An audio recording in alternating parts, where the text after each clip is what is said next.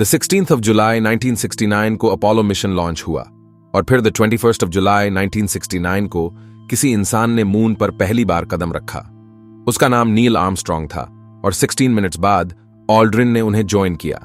लेकिन जब Neil Armstrong और बज ऑल्ड्रिन ने मून पर लैंड किया तब उन्होंने अपने पीछे मिरर छोड़े, जिसे Apollo 11 lunar laser ranging retro reflector array नाम दिया गया, जिसमें कई सारे कॉर्नर क्यूब मिरर लगे थे। इन क्यूब मिरर का कमाल यह था कि जब भी इन पर लेजर बीम शूट की जाती है तो ये रिफ्लेक्ट करके वापस उसी जगह पहुंच जाती है जहां से इसे भेजा गया हो, और कॉर्नर क्यूब्स को 46 सेंटीमीटर पैनल पर लगाया गया था। अर्थ से देखने के लिए रिफ्लेक्टर्स काफी छोटे थे, इसी वजह से यह सब काफी चैलेंजिंग था। साइंटिस्ट्स ने सेंसिटिव फिल्टर्स और इक्विपमेंट्स यूज करके बीम्स को रिसीव किया और बीम को 2 हफ्ते बाद ह्यूमन आई से देखा गया। हर सेकंड एक फोटोन रिसीव हो रहा था और काफी समय तक ऑब्जर्व करने के बाद हमने डिस्कवर किया कि मून हमसे हर साल 3.8 सेंटीमीटर दूर जा रहा है, जिससे अर्थ की रोटेशन स्लो हो रही है। हमें ऐसा लगता है कि हमारा दिन एग्जैक्ट 24 आवर्स का होता है, लेकिन ऐसा नहीं है। यह कुछ डेटा है जो मैं आपको दिखाना चाहता हूं। यह द 1st of August 2023 का है और उससे एक दिन पहले का भी। इसमें हम साफ देख सकते हैं कि कुछ ना कुछ बदलाव आए हैं। अगर ऐसे ही दिन बढ़ता रहेगा तो हमें एक दिन नेगेटिव लीप ईयर जोड़ना पड़ेगा। हर 1554.48 डेज पर और हर 100 साल में हमारा दिन 2 मिलीसेकंड बढ़ेगा। इससे हम कैलकुलेट कर सकते हैं कि करोड़ों साल पहले मून अर्थ के काफी पास था, जिस वजह से हमारा दिन आज के मुकाबले आधा होता रहा होगा। अब हम समझते हैं आखिर मून हमसे दूर क्यों जा रहा है और अर्थ की रोटेशन स्लो क्यों हो रही है।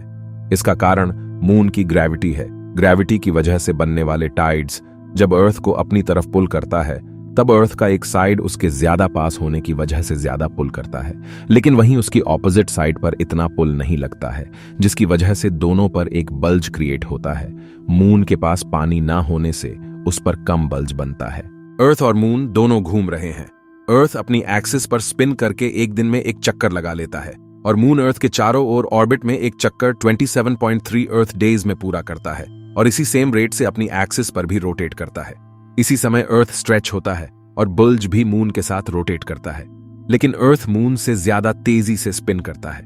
इसी वजह से अर्थ पूरी तरह से स्ट्रेच नहीं हो पाता है और कभी भी दोनों के बुल्ज अलाइन नहीं हो पाते हैं, जिसके कारण टॉर्क लगता है और फिर अर्थ की रोटेशन को स्लो करता है। और मून की ग्रेविटी की वजह से जो फोर्स लगता है वो अर्थ के सेंटर की तरफ डायरेक्टली पॉइंट नहीं करता है।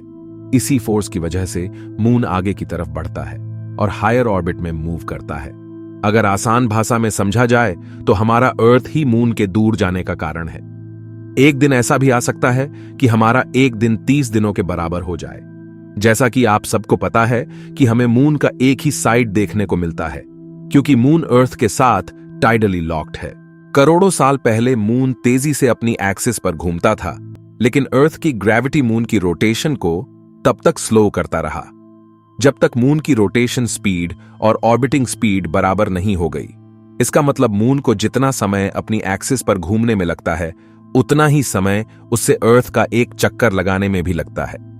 यही कारण है कि हमें मून की हमेशा सेम साइड दिखती है और ऐसे ही और भी लार्ज साइज के मून सोलर सिस्टम में अपने प्लैनेट्स के चारों ओर टाइडली लॉक्ड है।